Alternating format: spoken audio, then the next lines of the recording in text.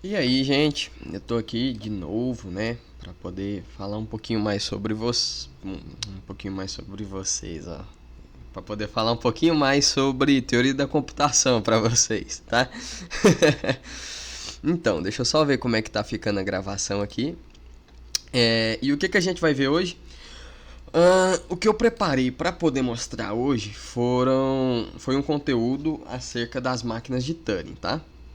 Máquinas de Turing. Máquinas de Turing. Ou Turing Machines, para quem preferiu o inglesinho. Então, é o seguinte, o que a gente tem acerca das máquinas de Turing? A gente tem que as máquinas de Turing, né, são o limite da computação, ou seja, independente do que você crie, na verdade isso é uma hipótese de Church, acho que é a hipótese de Church que chama, Church Turing. Independente de qualquer máquina que você crie, ela no máximo vai alcançar uma máquina de Turing, certo? Mas aí a gente tem duas derivações das máquinas de Turing. A gente tem as máquinas de Turing com fita ilimitada, tá? E eu vou chamar de MTFL. E as máquinas de Turing com fita infinita, que no caso são só as máquinas de Turing normal. O que acontece? A gente tinha que os autômatos finitos reconheciam as linguagens regulares, certo? Os autômatos de pilha reconhecem as linguagens livres de contexto.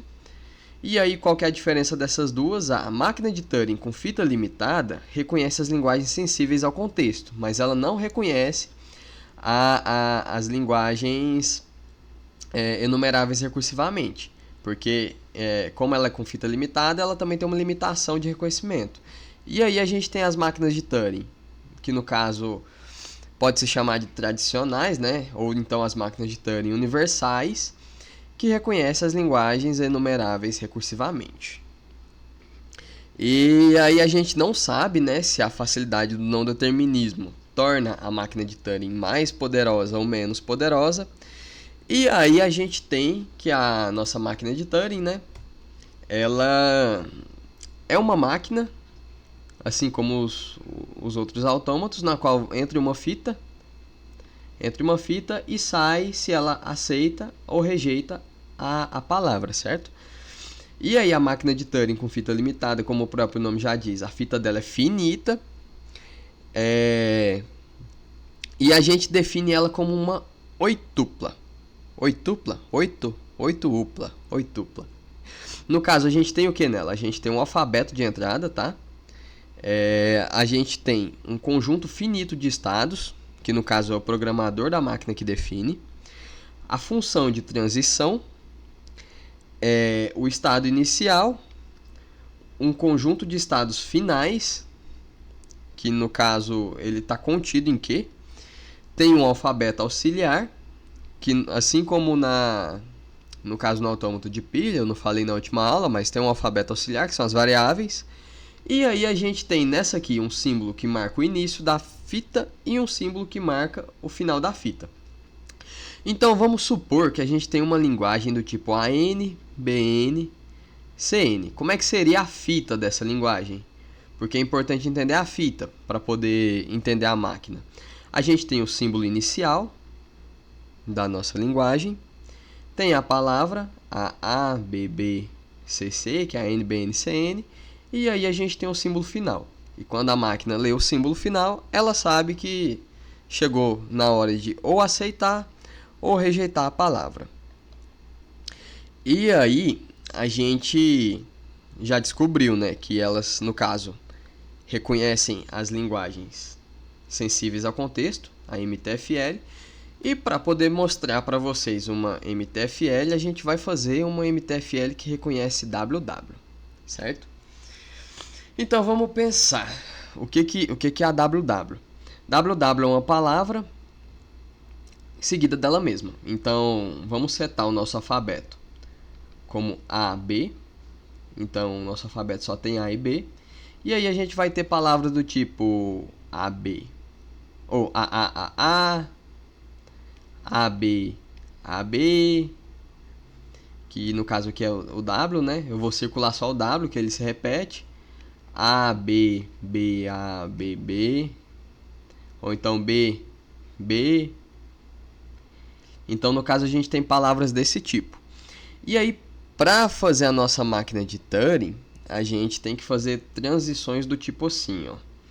No caso, a gente lê um símbolo, vou colocar só um S, a gente lê um símbolo da fita, a gente escreve alguma coisa em cima desse símbolo que pertence ao alfabeto de variáveis, e aí a gente mexe a fita ou para a esquerda ou para a direita.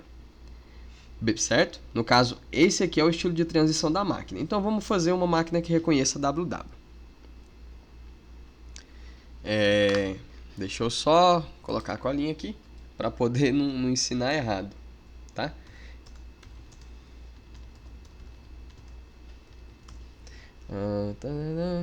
Deixa eu só ver.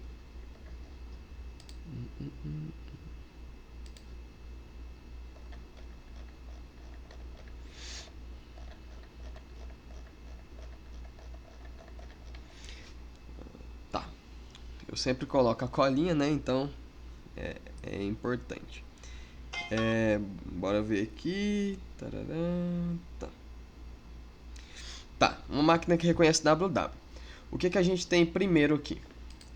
A gente tem que ter primeiro o nosso estado inicial, né?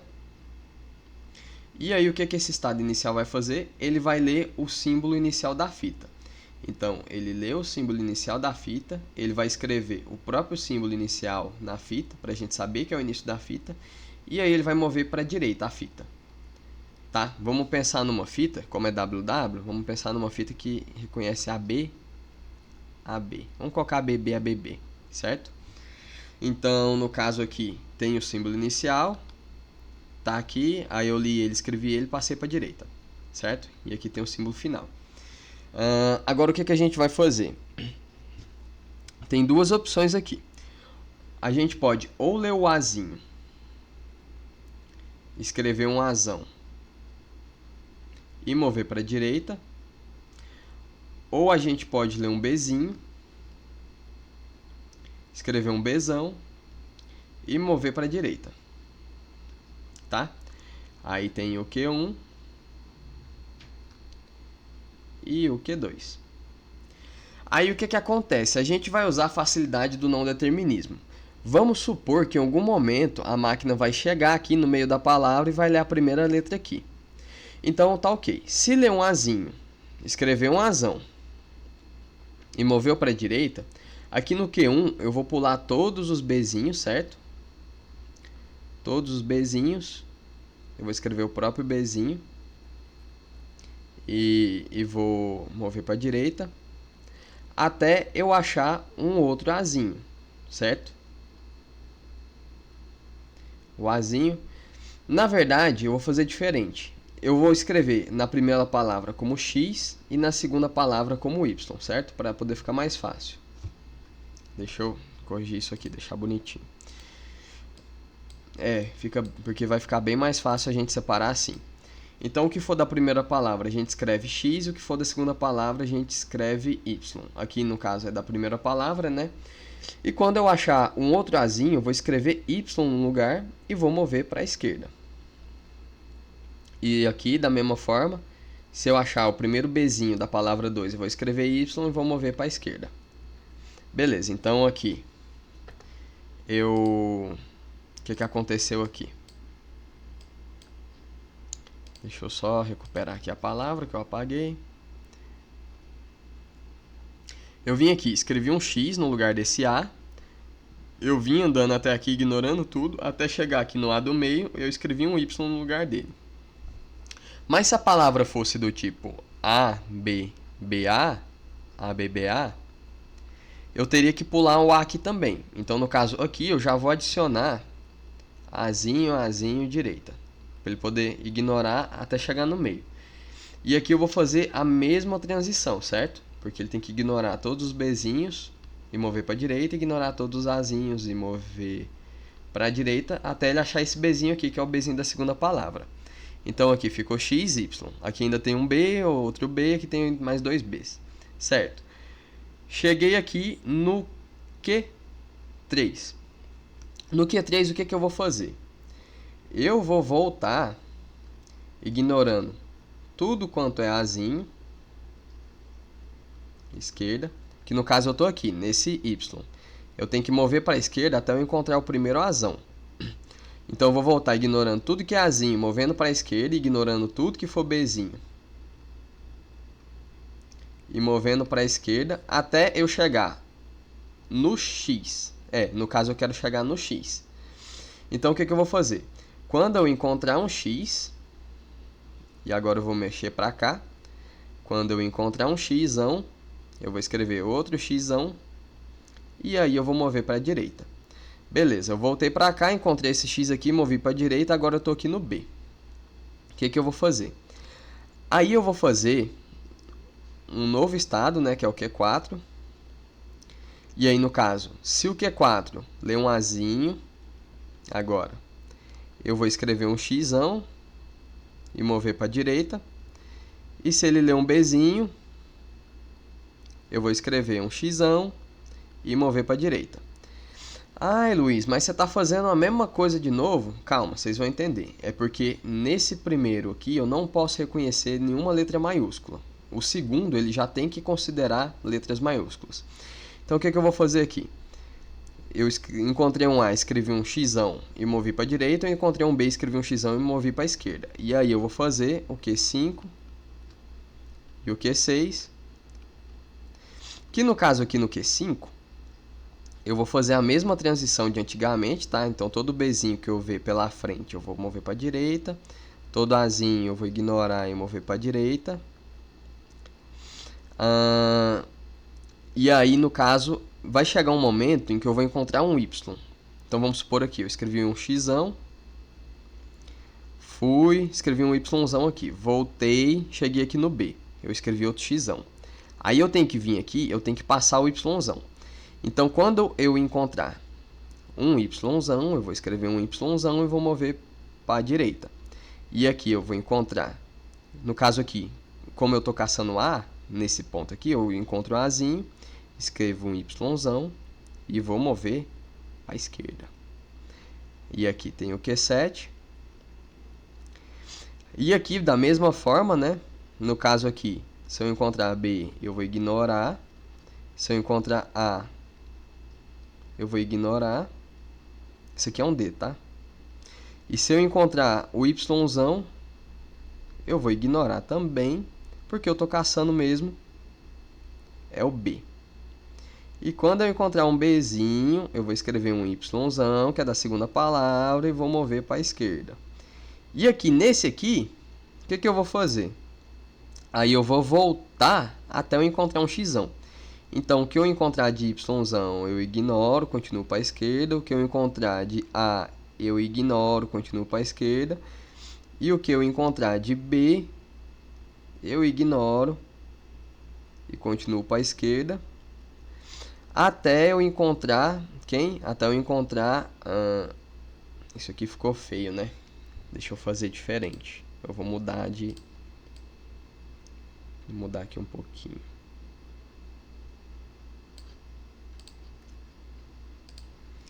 Tá.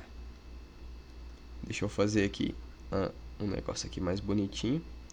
Que aí no caso eu vou ignorar todos os Ys.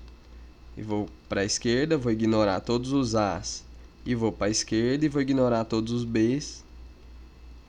E vou para a esquerda até eu encontrar quem? O último Xão. Então eu vim aqui, encontrei um B, escrevi um Xão. Vim andando aqui, escrevi um Yzão. Aí agora eu vou voltar até eu encontrar o Xão de novo. E aí quando eu encontrar o Xão de novo, quem era a transição do X? Essa aqui. Então quando eu encontrar o Xão, eu vou escrever Xão. E aí eu vou mover para a direita. E aí eu vou encontrar um Bzinho, vou descer para cá, vou escrever X, aí eu vou vir ignorando todo mundo até eu encontrar outro Bzinho, vou escrever Y. E aí eu vou voltar até encontrar um X. E aí o que acontece? Eu estou aqui no Q7, eu encontrei o Xão, eu vim para a direita, certo? Aí eu voltei aqui para o Q4. Eu estou no Q4, eu encontrei um Xão. No Q4, se eu encontrar um X e logo depois do X encontrar um Y, quer dizer que eu cheguei exatamente no meio da palavra, ou seja, eu substituí todo mundo, ou por X ou por Y. Então eu estou aqui no Q4, Se eu encontrar um Y, eu vou deixar ele, vou mover para a direita. E aí eu vou para um Q8. E aí no Q8, o que eu vou fazer? Em teoria, eu tenho que encontrar só Y aqui. Então, a palavra está cheia de Y, eu vou ignorar todos os Y, sempre movendo para a direita, até chegar na letra final. Então, se eu estou no Q8 e chego na letra final, eu posso ir para o Q9, que é o nosso final, nosso estado final, porque eu encontrei a letra final, no lugar dela eu vou escrever letra final, e aí eu vou mover para a esquerda para não perder a fita. E essa aqui, no caso, é a máquina que reconhece WW. Essa feiura aqui que eu fiz, mas continua sendo a máquina. E aí o que acontece? Como todo mundo sabe, a máquina de Turing, se ela chega no estado final, ela aceita. Mas se ela não chegar no estado final, ela vai rejeitar a palavra.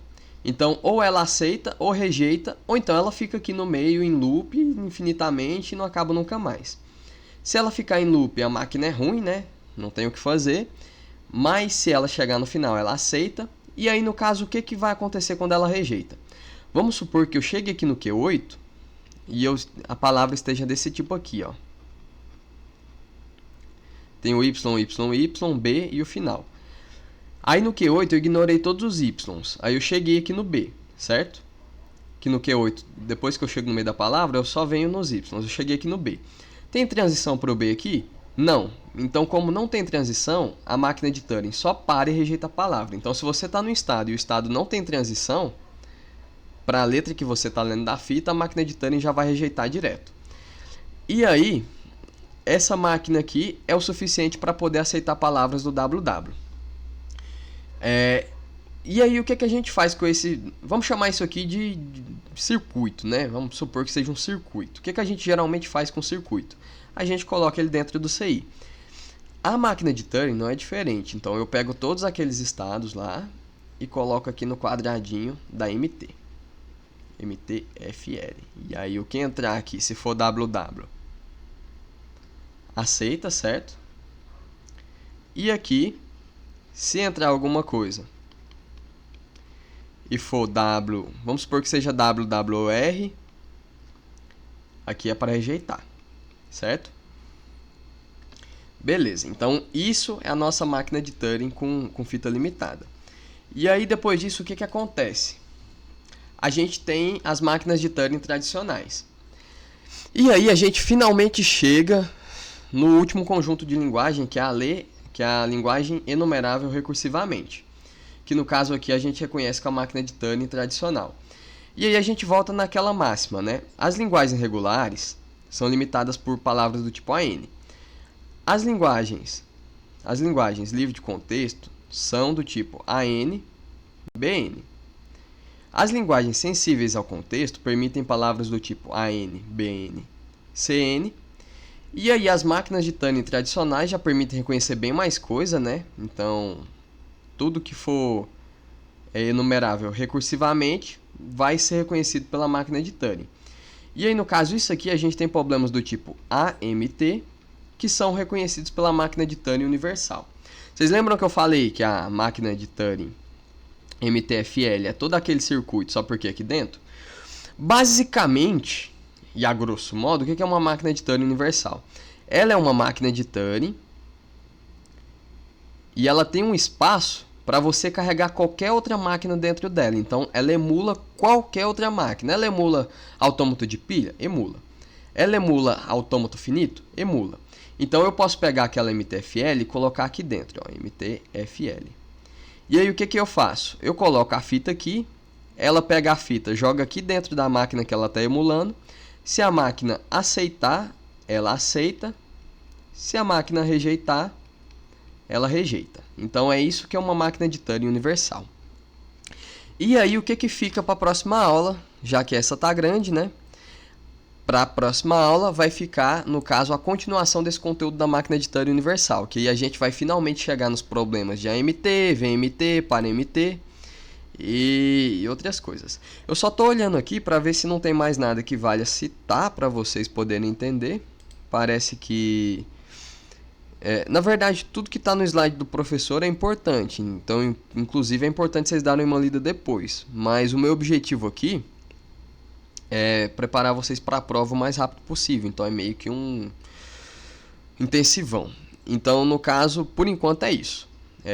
Hoje a gente viu o que é uma MT, a gente viu o que a MT reconhece, a gente viu o que a MTFL reconhece e vimos o que é uma máquina de Turing universal. Relembrando, uma máquina de Turing universal é uma máquina capaz de simular qualquer outra máquina da computação. E aí a gente viu, no caso, os problemas limitantes de cada linguagem. Vimos também como é que mais ou menos funciona a máquina de Turing com fita ilimitada. Essa aqui é a máquina de Turing para reconhecer WW. E vimos como é a transição da máquina de Turing, né, que é conteúdo básico. E também vimos como funciona a fita da máquina de Turing. Então, por enquanto é isso. Aguardem a aula de máquinas de Turing universais. Eu já vou chegar provando algumas coisas e eu espero que vocês tenham bons estudos. Muito obrigado e até a próxima.